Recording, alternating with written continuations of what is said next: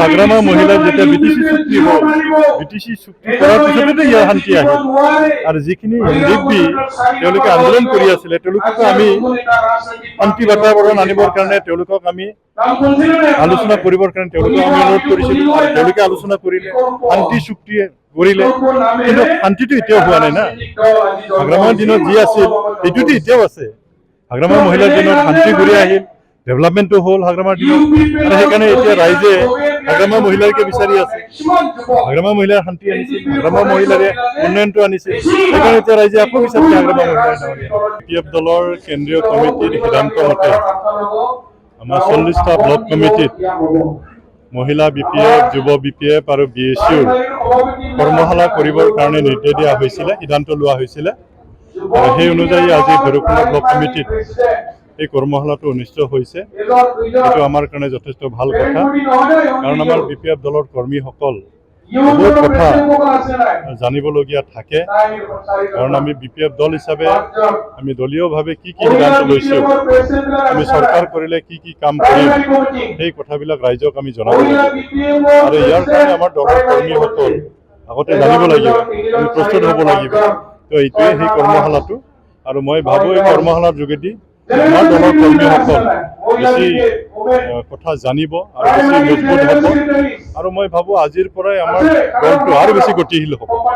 এইটো আমাৰ কাৰণে বহুত ভাল কথা যে আমাৰ বিজেপিৰ পৰা, UPPLৰ পৰা, প্ৰাইমাৰী লেভেলৰ, ব্লক লেভেলৰ বহুত নেতা কৰ্মী আজি যোগদান কৰিছে। বিশেষভাৱে ভৈৰৱকুণ্ড সমষ্টিত আমি দেখা পাইছোঁ বিৰোধী বুলিবলৈ তেনেকুৱা খুব ষ্ট্ৰং দল নাথাকিব ইয়াত। কাৰণ ইতিমধ্যে গম পাইছে ৰাইজে যে আগন্তুক BTC চৰকাৰ কোনে কৰিব। সকলোৱে একমুখে স্বীকাৰ কৰিছে এতিয়া যে আমাৰ হাগ্ৰামা মহিলা দলৰ নেতৃত্বতে BPF চৰকাৰটো হ'ব।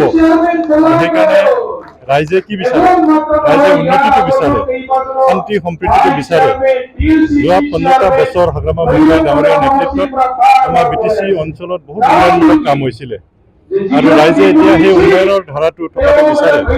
যোৱা 5টা বছৰত আমাৰ প্ৰমোদ বড়ো ডাঙৰীয়াৰ নেতৃত্বত তেওঁলোকে একো কাম কৰিব নোৱাৰিলে,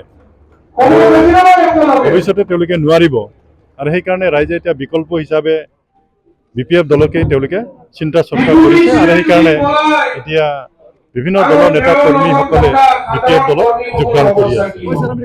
এইটোৱেতো আমাৰ কাৰণে বহুত দুৰ্ভাগ্য। জনজাতিসকলৰ বিশেষভাৱে আমি সকলোৱে কৈছোঁ এইটো শান্তি চুক্তি। আৰু প্ৰমোদ বড়ো ডাঙৰীয়াই কৈ আছে যে আমাৰ BTRত বহুত শান্তি ঘূৰি আহিল বুলি। আমি বাৰম্বাৰ বিভিন্ন সংবাদ মাধ্যমত আমি কৈ আছোঁ যে আচলতে কোনো শান্তি ঘূৰি অহা নাই। শান্তি চুক্তি কৰাৰ পিছতো আমাৰ এছাম NDFBৰ নেতা কৰ্মী ৰঞ্জন দৈমাৰীৰ লগতে বহুত নেতা কৰ্মী এতিয়াও জেলত আছে। তো কেনেকৈ শান্তি অহা বুলি আমি ক'ব পাৰোঁ? তাৰমানে শান্তি অহা নাই। আৰু সেইকাৰণে আজি বিকল্প হিচাপে এটা ৰাজনৈতিক দল গঠন কৰিবৰ কাৰণে গৈছে। তো আমি আচলতে দুখ পাইছোঁ এই গঠন কৰাটো। আমি একেলগে কাম কৰিব লাগিছিল। আচলতে আমি সকলোৱে সদিচ্ছা আছে আমাৰ, যিসকল জেলত আছে তেওঁলোকে ওলাব লাগে। কাৰণ পৃথিৱীত এনেকুৱা নজিৰ নাই যিসকলে আন্দোলন কৰি চুক্তি স্বাক্ষৰ কৰিছে, শান্তি চুক্তি দিও কোনো জেলত থকা কোনো নজিৰ নাই। গতিকে তেওঁলোকে ওলাব লাগে আৰু চৰকাৰে তাৰ ব্যৱস্থাটো ল'ব লাগে।